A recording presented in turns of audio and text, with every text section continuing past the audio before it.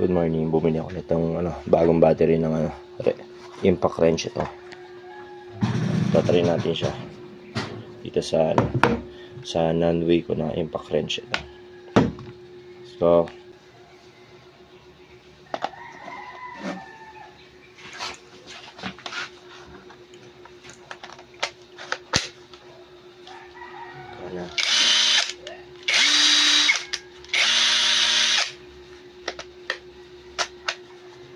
ayos.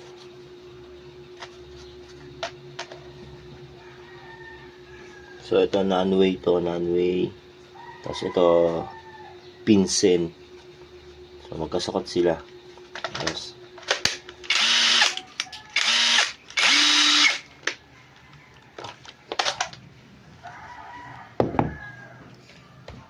Ito yung luma eh. Ayaw nang gumana na ito eh. Shoutout nga pala kay Boss Bash. Yung enforcer dyan sa Pasig. Let's go.